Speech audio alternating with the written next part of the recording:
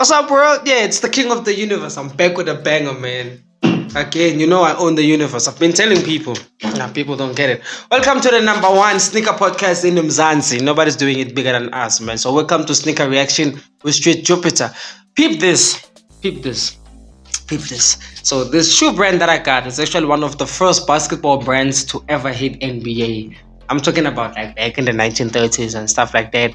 And currently, it's owned by Nike. Yep, it's weird, but yeah, Nike owns it, and Nike bought it in 2002, and ever since then they've been making nothing but killer. The type of Converses we have now, off the hook. But you know what? I got the original. I got the old one. You know, old and simple, Pantsula, SA type. You know, everything is just cool, calm, and collector. By the way, Chuck Taylor's Converse All Star and One Star. It's the same thing. It's the same shoe. It's like when you have a name. Let's just say your name is Refilwe, right? You have nicknames, Fifi. I don't know what's next, but along those lines. And I want to show you something. Let's tell you 20 rand le. Oh, here. Oh, 50. Look at this. Do you realize that the South African government use our electricity to print this, and we don't even have power? Hi, anyway, uncle up. Ladies and gentlemen, purr.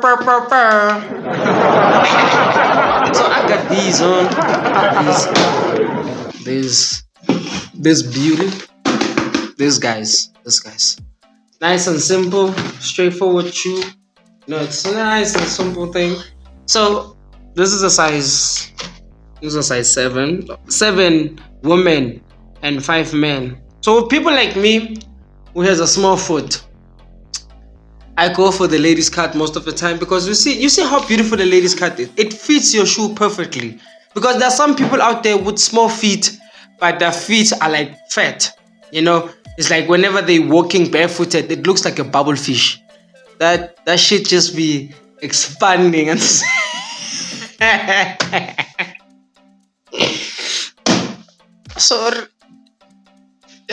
Gwenya. Yes. Anyway, so bubble fish. So this is a size 7. It's like what I keep saying every time when I'm uploading my videos, that buy what you can afford. This thing of you trying to be something that you're not, and then you end up wearing face. Don't do that. So this shoe was bought for $850 at what's the store? Take it down. You see, it's written $850.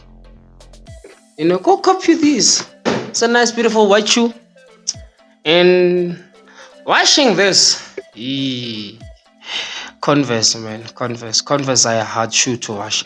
First thing is first, let's get into the details. Let's get into the drying part first. You gotta make sure that your Converse are super dry, especially down there at your toes. Because one thing about Converse is this: the tongue doesn't really open fully. You know, it's like halfway, right? So you really need to make sure that your inner parts of your shoe are super dry, because those are the first parts of the shoe that start getting molding. The inside of the shoe, right? And then 2 ways of drying them up. The way I use it, I normally use a washing machine. Now, why I use a washing machine? I use a washing machine to rinse the shoes thoroughly. That is getting rid of the soap, so that your shoe doesn't have yellow spots. If you ever notice why there's yellow spots, that is dry up soap. And then you get people like me, and then I'm gonna see your shoe with yellow spots. I'm like, lembuza ayikwazi ukuwasha. Cabanga emshadweni, sicathulo esibrown. Ngasikhathi i-theme, it's white with a touch of black. When now black, white, and brown. Get that. And then when you wash your laces, and then the second part is, after you rinse them, let's just say you're not using a washing machine, or you don't have a washing machine. After you rinse them, get some toilet paper. Cover the whole shoe up. The toilet paper will absorb all the excess water. That is an old method, and it works. And then on top of that, one thing I realized about, let me just not be racist, but yeah, black people, whenever you guys are like hanging your shoes outside to dry, why do you hang your shoes like this? Like, why do you do this? How do you expect the shoe to dry if the shoe is facing away from the sun? Instead, you can just put them on an incline on the wall like this, or just put them flat. Make sure that they completely dry up. Hand wash your laces. I will keep on saying that. Hand wash your laces. Now, this is a canvas material, so that means you can either use onion sac or a medium brush. Even if you have a hard brush, just don't apply too much pressure, because you're gonna untangle the stitches. One thing about Converse, the stitches come off very easily, so if you're not careful, the stitch will come up, and then now your shoe will look like a wet sandwich, with cheese and stuff. And then when you do this, it goes like blah, blah, blah, blah. It's like blah, blah, blah. So make sure that you do not harden the brush whenever you're washing your shoe.